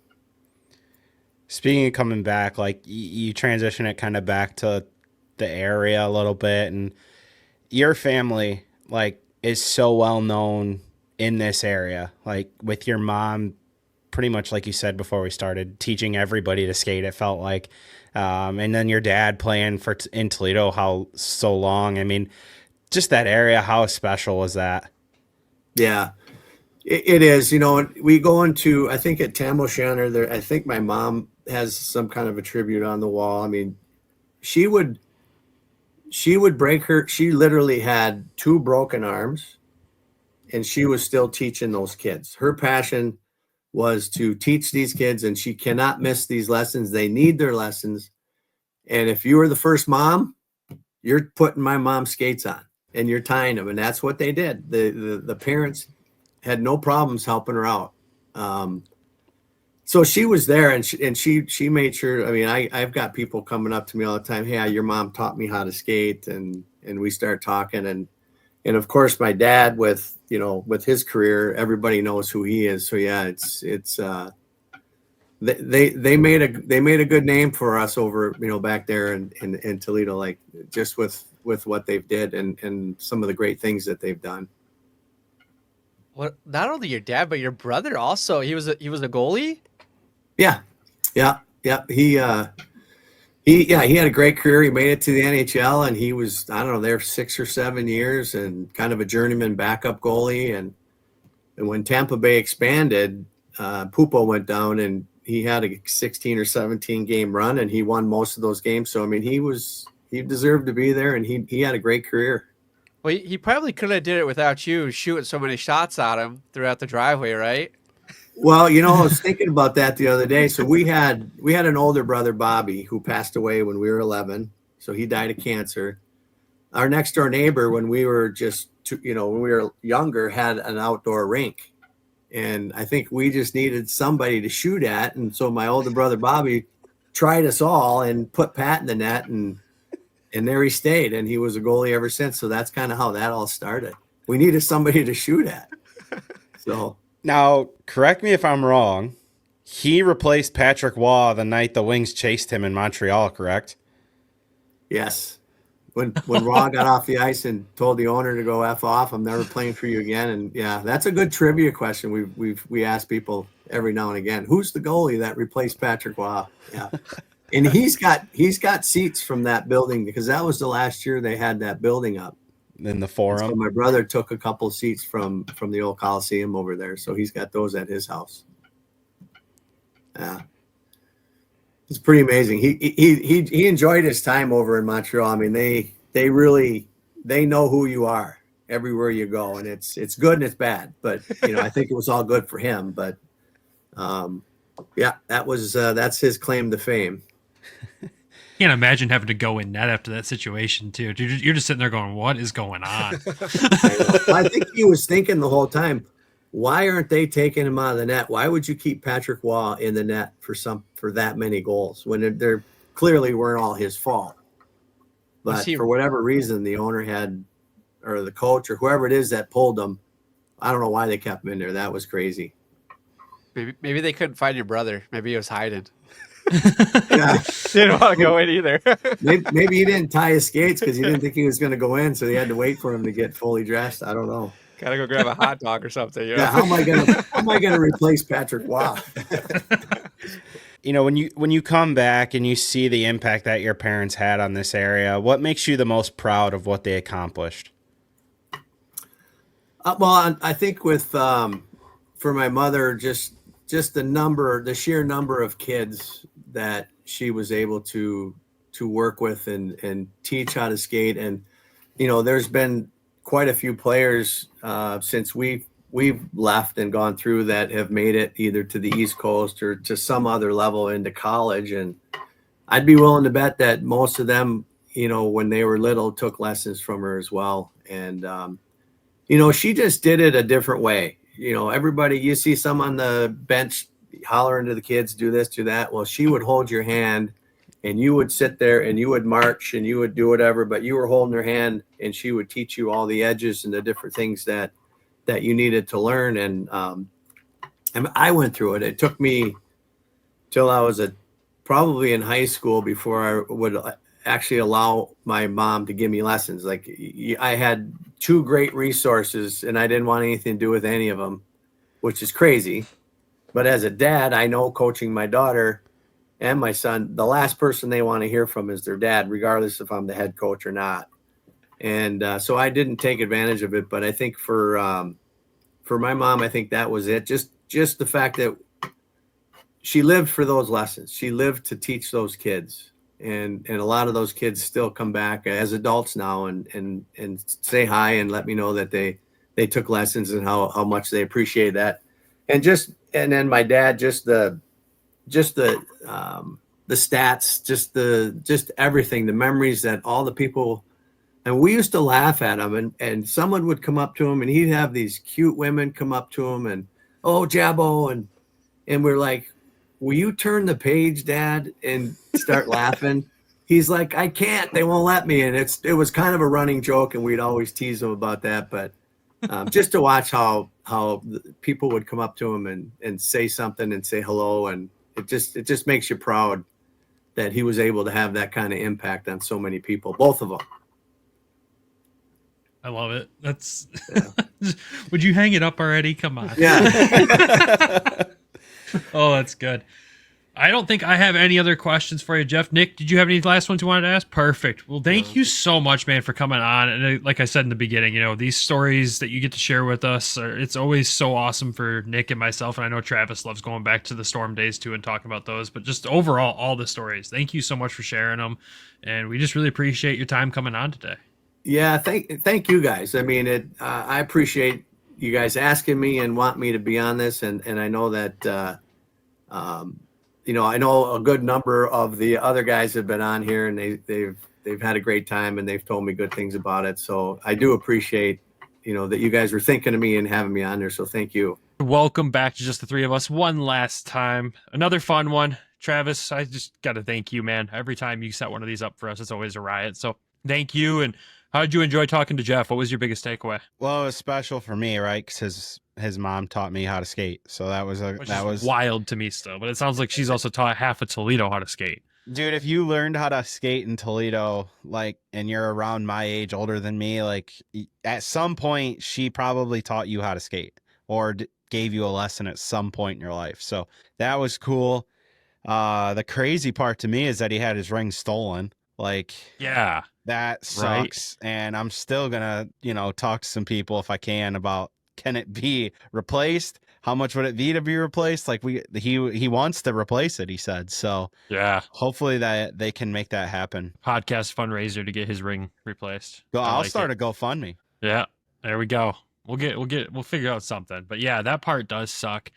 For me, it's obviously, like we said before, I didn't know much about any of these guys, but to hear like the family legacy that his family has in the city of Toledo, it's just insane and really, really cool to hear all the people that still recognize him and talk to him about that, and just the heartwarming stories out of that, man. It's awesome. You took what I had there, Brandon, so that's why I was laughing. But it was literally, we'll go through the interview, we got all these questions, and then we stopped recording, and they were like, hey, where's your ring? And he goes, you know what? And we're like, hold that thought. Like, we had to get that. So it's just kind of funny as we're going through, and it's just like, a story comes out after, or, so we kind of go back and get that out for everybody else to experience. But yeah, I mean, just the Toledo legendary, like, it's a legendary family. Dad played too, right? Dad played, and then brother played, and then mom taught, and Jeff played too. So, it's a hockey royalty family over there in Toledo. So, which was kind of crazy. Being able to win a championship in the same arena your dad did too. That's freaking cool, man. That's really cool. I know he struggled to remember some of that stuff, but at the same time, like, that's just so cool. Yeah, that's one that, you know what, even if you never make it to the NHL, to win a championship on the same ice sheet as your dad did, that's like, they write movies about stuff like that. So yeah, that's a pretty cool piece with him. And huge thank you to both of them. Yeah, massive thank you to both of them for taking the time that they did to talk to us and to show the appreciation for us to even want to talk to them. Like, I know they kept saying how much they appreciated us, but at the end of the day, we appreciate them to be able to share these stories with the fans. Let some fans go down memory lane too. Like, it's a learning experience for us. Fans get to revisit the memories, and those stories, get cemented in history. These videos ain't going anywhere unless the internet explodes somehow. So, like, yeah, those are going to be out there forever. And I'm glad that we're able to have that outlet to do that and make sure those are, can be shared for the rest of the time. Yeah, and I think what's going to be fun about this summer is a little bit more variety.